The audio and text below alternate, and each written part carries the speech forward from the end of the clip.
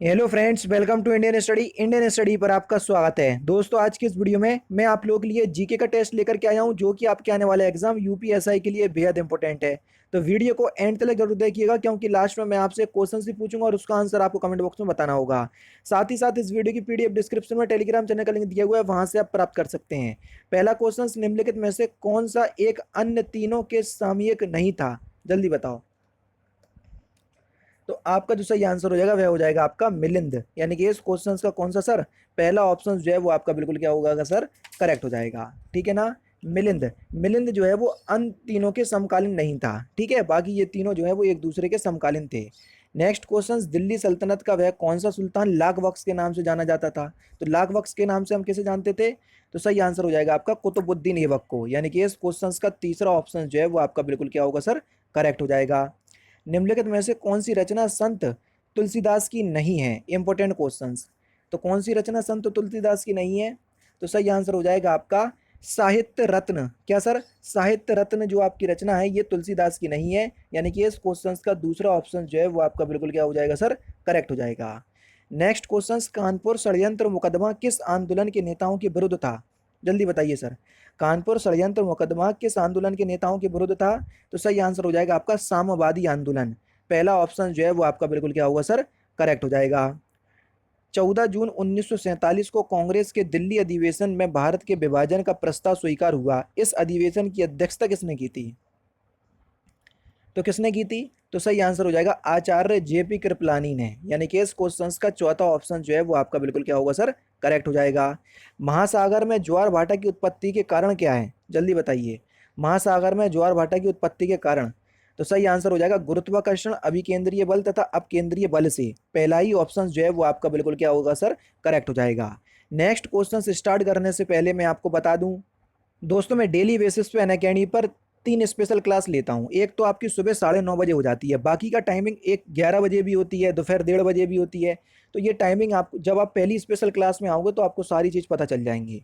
मैं आपसे इतना ही कहूँगा कि आप एक बार क्लास पे आकर के देखो। अगर क्लास पसंद ना आए तो मैं तो डायरेक्टली बोलता हूँ कि क्लास को डिसलाइक करना और चले आना, फिर कभी क्लास में नहीं जाना है ना। डिस्क्रिप्शन में लिंक प्रोवाइड करवा दूंगा मैं। अगर आप उस लिंक से नहीं पहुंच पा रहे हो तो पूरा ट्यूटोरियल मैं आपको बता दे रहा हूं कि किस तरीके से आपको मेरी क्लास एक्सेस करनी है या पहुंचना है। आप लोगों को सबसे ज़्यादा दिक्कत हो रही है मेरी स्पेशल क्लास लेने पे, जो रोज़ सुबह 11 बजे चलती है। आप जैसे ही अनअकैडमी पर अपना अकाउंट बनाएंगे तो आपके सामने ये विंडो खुल करके आएगी। तो आपको UP triple S C search करना है। यूपी ट्रिपल एस सी या स्टेट पीसीएस में आपको ये यूपी ट्रिपल एस सी देखने को मिल जाएगा। तो हमने ये देखो, ये मिल गया यूपी ट्रिपल एस सी। तो हमने इसको सिलेक्ट किया। सिलेक्ट करने के बाद हमने हिंदी को जो है वो सिलेक्ट कर लिया, हमको हिंदी मीडियम से पढ़ना है। आगे की जो आपकी प्रोसेसिंग है वो यहाँ पर हो जाएगी और आपको यहाँ पर यूपी ट्रिपल एस सी लिख करके आ जाएगा। देखो ये लिख करके आ गया यूपी ट्रिपल एस सी। अब UP triple S C category में आपको कुछ नहीं करना। आपको जाना है ये सर्च पे और यहाँ पर आपको मेरा नाम सर्च करना है। मेरा नाम है तारिक सरवर, TARIQ, तारिक सरवर, ये मेरा नाम है। तो देखो मैं आपको वहां पर दिख जाऊंगा, ये दिख गया मैं। ठीक है, यहाँ पर जैसे ही आप करोगे तो आपके सामने इसको आप क्लिक करोगे तो मेरी सारी क्लासेस आपके सामने आ जाएंगी। जो आगामी क्लास होंगी वो भी आ जाएंगी। देखो ये सारी क्लासेस आ गई। अभी हाल ही में क्लास लेकर के हटा हूँ 37 मिनट पहले। तो आपको मेरी क्लास देखना है, सपोज करो यही वाली क्लास देखना है, तो मैंने क्लिक किया। तो अब क्या करना पड़ेगा सर, आपको क्लास अनलॉक करना पड़ेगी। जैसे ही मैंने आपको क्लास में किया तो अनलॉक कोड आपको मांगा है। तो अनलॉक कोड है आपका इंडियन स्टडी, जो कि हमारे चैनल का नाम है इंडियन स्टडी। कहीं भी कोई भी स्पेस नहीं है ये है। और इसको हमने अनलॉक कर दिया। अब आपके सामने क्लास अनलॉक हो गई। आराम से आप क्लास का लुफ्त उठाइए और डेली बेसिस पे आपके पास नोटिफिकेशन भी पहुंच जाया करेगी। अब आपको समझ में अभी आ गया होगा सब कुछ। ठीक है, अब मिलते हैं। जैसे भी आपकी क्लास होगी आप उस तरीके से देख लीजिएगा, जैसा कि मैंने आपको बताया है। नेक्स्ट क्वेश्चन से आपको कि निम्नलिखित सेल तंत्रों में से कौन भारत के कोयला निक्षेपों यानी कि डिपॉजिट्स का प्रमुख स्रोत है? तो सही आंसर हो जाएगा गोंडवाना तंत्र या गोंडवाना लैंड। पहला ही ऑप्शन बिल्कुल करेक्ट हो जाएगा। निम्नलिखित में से कौन सा युग्म जो है वो सुमेलित है? जल्दी बताइए। तो पनागुड़ी ये तमिलनाडु में है। यानी कि इस क्वेश्चन का तीसरा ऑप्शन जो है वो आपका बिल्कुल क्या हो जाएगा, करेक्ट हो जाएगा। नेक्स्ट क्वेश्चन, राउल किला इस्पात संयंत्र को लौह एक्स की आपूर्ति होती है कहाँ से? तो इसको क्यों झर से लौह एक्स की आपूर्ति होती है? यानी कि इस क्वेश्चन का दूसरा ऑप्शन जो है वो आपका बिल्कुल क्या होगा सर, करेक्ट हो जाएगा। कंप्यूटर क्या है? यहाँ पर आपको पॉइंट बताया है, कंप्यूटर जो है वो किस प्रकार की युक्ति है, ये आंकड़ों के भंडारण वाली एक सक्षम युक्ति है, बिल्कुल है। आंकड़ों के संश्लेषण करने के लिए सक्षम है, बिल्कुल है। पूर्ण गोपनीयता बनाए रखने के लिए सक्षम है, बिल्कुल है। कभी कभी वायरस द्वारा संक्रमित होती है, बिल्कुल होती है। तो ये सभी जो है वो आपकी कंडीशन सही है। नेक्स्ट क्वेश्चन, भूस्थैतिक या भूस्थैतिक स्थिति क्या है? भूस्थैतिक स्थिति, तो भूस्थैतिक स्थिति को हम क्या कहते हैं? जब कोई पदार्थ पृथ्वी के चारों ओर गति के समानुपाती इस गति से चलता है कि वह पृथ्वी पर स्थित किसी स्थान से निश्चित दूरी पर है, तो उसको हम भूस्थैतिक स्थिति कहते हैं। चौथा ऑप्शन करेक्ट।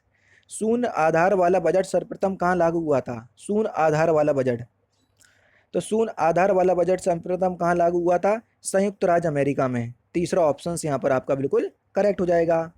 निम्नलिखित में से किसके कारण की गई आपात स्थिति की उद्घोषणा के दौरान अनुच्छेद 19 के विपरीत की किसी विधि का अधिनियम किया जा सकता है या कार्यकारी आदेश जारी किया जा सकता है? तो सही आंसर हो जाएगा आपका वित्तीय संकट में नहीं, युद्ध या बाहरी आक्रमण के समय। समझ रहे? दूसरा ऑप्शन करेक्ट, वित्तीय संकट के समय नहीं, है ना, युद्ध या बाहरी आक्रमण के समय, ध्यान रखना। दूसरा ऑप्शन करेक्ट। निम्नलिखित में से B1 कौन सा है? B1 का रासायनिक नाम आपको बताना है। तो B1 का रासायनिक नाम क्या होता है? थायमीन। B2 का राइबोफ्लोविन, B3 का नियासिन, B5 का पेंटाथेलिकम, B6 का पायरोडॉक्सिन, B7 का बायोटिन। इस तरीके से सारे याद होना चाहिए। दास वंश की स्थापना किसके द्वारा की गई थी? तो दास वंश की स्थापना जो है वो किसके द्वारा की गई थी? तो आपका जो सही आंसर हो जाएगा वह क्या हो जाएगा सर? कुतुबुद्दीन ऐबक। तीसरा ऑप्शन यहाँ पर आपका बिल्कुल करेक्ट हो जाएगा। हिंदुस्तान सोशलिस्ट रिपब्लिक एसोसिएशन की स्थापना किसके द्वारा की गई थी? जल्दी बताओ, तो किसके द्वारा की गई थी? तो आपका जो सही आंसर हो जाएगा वह क्या हो जाएगा? Option number B, Bhagat Singh. दूसरा ऑप्शन यहाँ पर आपका बिल्कुल करेक्ट हो जाएगा। नेक्स्ट क्वेश्चन से आपका कि निम्नलिखित में से कौन सी धातु आयरन क्लोराइड से लोहे का विस्थापन करती है? तो कौन सी धातु करती है? जस्ता, जिंक। पहला ही ऑप्शन करेक्ट। अधिकांश अंतरकोशीय प्रसार के लिए फिल इन द ब्लैंक्स कोशिकाएं विरल रूप से संचारित होती हैं, तो ये होती हैं आपकी पेरेन्काइमा में। चौथा ऑप्शन बिल्कुल करेक्ट। ब्लैक होल के सिद्धांत को प्रतिपादित किया था किसने? इंपॉर्टेंट क्वेश्चन, तो किसने किया था? एस चंद्रशेखर ने। पहला ऑप्शन करेक्ट। पाश्चुराइजेशन एक प्रक्रिया है जिसमें, पाश्चुराइजेशन कैसी प्रक्रिया है जिसमें दूध को पहले बहुत देर तक गर्म किया जाता है और निश्चित समय के अचानक ठंडा कर लिया जाता है, उसी को ही हम पाश्चुरीकरण कहते हैं। दूसरा ऑप्शन करेक्ट। आयकर अधिनियम के तहत एक अत्यधिक वरिष्ठ नागरिक के रूप में अहिर्ता प्राप्त करने के लिए किसी व्यक्ति की आयु फिल इन द ब्लैंक्स वर्ष के ऊपर नहीं होना चाहिए। कितने वर्ष के ऊपर नहीं होना चाहिए? 80 वर्ष के ऊपर। चौथा ऑप्शन यहाँ पर आपका बिल्कुल करेक्ट हो जाएगा। एक हैकर जिसके इरादे आपराधिक या दुर्भावनापूर्ण नहीं है उसे फिल इन द ब्लैंक्स कहा जाएगा, तो इस हैकर को क्या कहेंगे सर? White hacker. पहला ऑप्शन करेक्ट। नेक्स्ट क्वेश्चन आपके सामने, एक हैकर जिसके इरादे, वही मैंने आपको बता दिया, वाइट हैकर।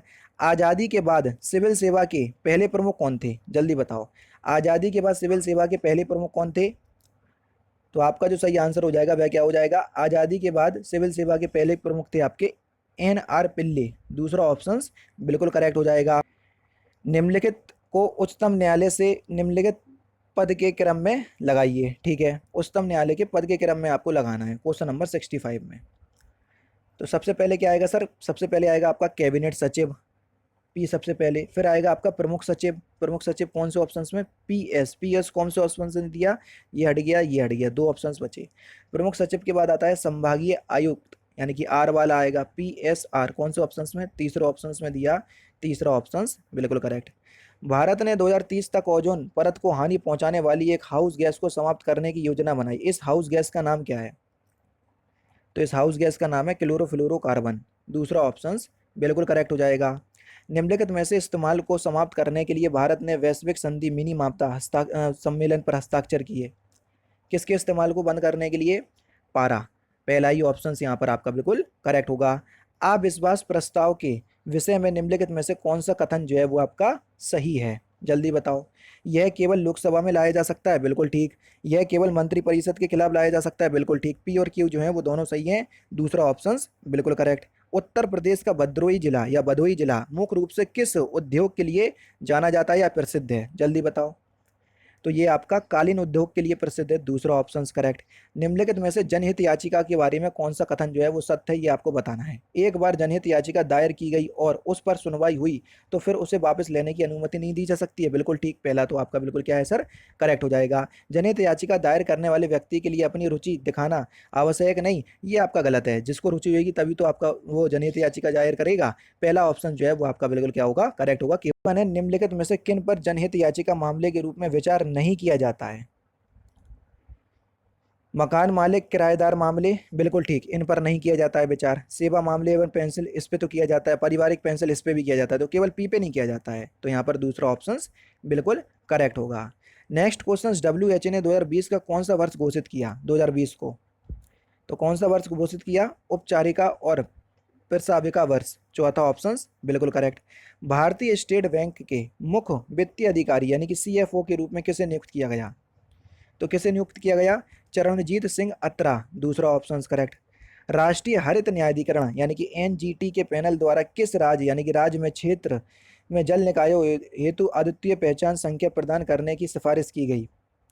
तो सही आंसर हो जाएगा दिल्ली, तीसरा ऑप्शन करेक्ट। किस पोर्ट का नाम बदलकर श्यामा प्रसाद मुखर्जी पोर्ट कर दिया गया? इंपॉर्टेंट क्वेश्चन, करेंट का है। तो कोलकाता पोर्ट का नाम बदलकर, तीसरा ऑप्शन करेक्ट। हम्बन टोटा बंदरगाह चर्चा में क्यों रहता है? जल्दी बताओ, बढ़िया क्वेश्चंस लेकर के आया हूँ, कह तो रहा हूँ। क्योंकि भैया चीन द्वारा भारत को घेरने के लिए स्प्रिंग ऑफ पर्ल नीति के तहत हम्बन टोटा बंदरगाह को विकसित करने के लिए किया गया करार है, इसलिए ये सुर्खियों में रहता है। प्रस्तावित क्षेत्रीय व्यापक आर्थिक साझेदारी यानी कि RCEP कितने देशों की है?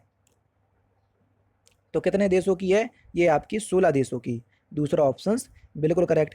किस फुटबॉल खिलाड़ी के नाम से एक स्टेडियम का नाम रखा गया? Important question. तो सही आंसर हो जाएगा आपका बाइचिंग भूटिया, दूसरा ऑप्शन करेक्ट। मानव संसाधन विकास मंत्रालय का नाम बदलकर क्या रख दिया गया? Important question. तो क्या रख दिया गया? शिक्षा मंत्रालय, दूसरा ऑप्शन बिल्कुल करेक्ट। और लास्ट क्वेश्चन, उत्तर प्रदेश के किस जिले को धान का कटोरा कहा जाता है? तो इस क्वेश्चन का आंसर आप मुझे कमेंट बॉक्स में बताएंगे। तो दोस्तों ये थे आपके 40 जीके के इंपॉर्टेंट क्वेश्चंस जो कि मैंने आज की इस वीडियो में आपको कवर करवा दिए। वीडियो अगर आपको अच्छी लगी हो तो प्लीज़ दोस्तों वीडियो को लाइक और शेयर जरूर कर दीजिएगा। तो दोस्तों फिलहाल की वीडियो में सिर्फ इतना ही। अगर आपको वीडियो पसंद आए तो प्लीज़ दोस्तों वीडियो को लाइक कीजिए, शेयर कीजिए और साथ ही साथ हमारे चैनल को सब्सक्राइब करना ना भूलें, क्योंकि मैं रोजाना इसी तरह के वीडियोज़ आप लोगों के लिए लाता रहता हूँ। नमस्कार दोस्तों, जय हिंद, जय भारत।